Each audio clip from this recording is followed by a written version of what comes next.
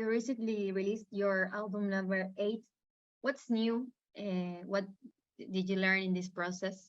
Which part did you rediscover of your band in this album?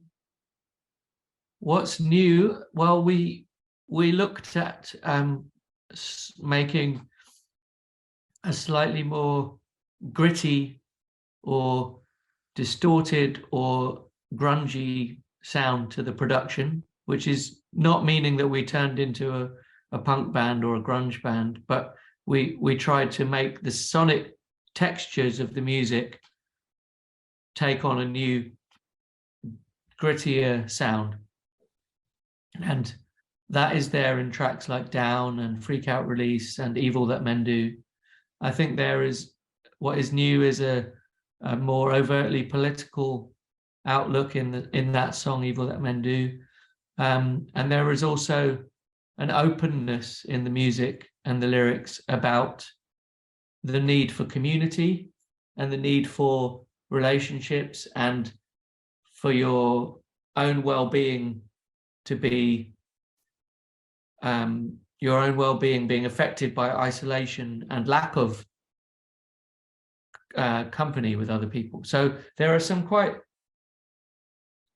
I wouldn't say necessarily sad songs, but there are some songs which focus on isolation and the need to get away from isolation, and also there are songs which are trying to help other people.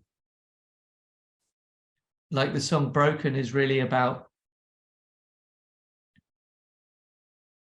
pushing to use language, even when language is hard to find, in order to explain how you're feeling, in order that somebody can help you, and vice versa. So about how language can be useful if you can find a way to express where your head is at, then maybe you can be helped by somebody else.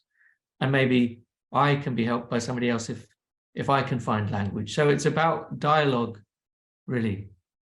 You have a great tour ahead. You're coming to Argentina, Chile, Colombia, Brazil. What's the best part of touring? Well, we've always had a really nice response from the audiences in Argentina.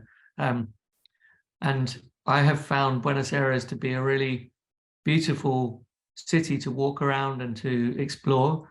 I've been enjoying good food there in local restaurants. I've enjoyed secondhand shopping in vintage markets, antique markets, record shopping. I've looked for books by Borges, who I like reading.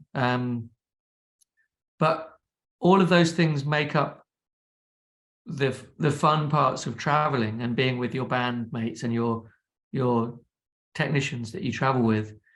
But the concerts themselves are the real highlight. I think it's quite hard to put into words, but when you travel a long way and you travel somewhere where it's culturally a bit different from where you're from and where the language is different and people still connect with your music, it's very powerful and it's very moving. And also it feels pretty lucky that we're a band able to still do that, you know, after all these years. And even to do it at all is amazing, you know, to get on planes and to travel across the world and play to audiences is quite a luxury, I think. So we're very, very pleased that there is an audience there. And I have spoken to audience members in Buenos Aires before and had nice connections with people. There's always a warm welcome for Hot Chip. So yeah, it's something I look forward to very much, coming back. Which song of this album are you most excited to play? I really like playing the title track, Freakout Release.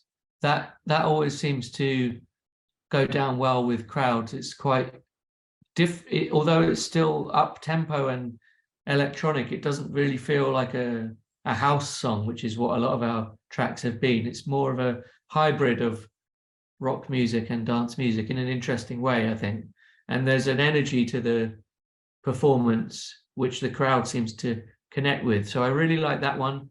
And also I really like singing this song Broken, which is a bit more of a mid-tempo disco-y ballad, but that the sentiment in that song is something which I think the crowd, I can see people feeling it emotionally when we're singing it, which makes me feel like that's the purpose of making this music, is to connect with people on a physical and emotional level.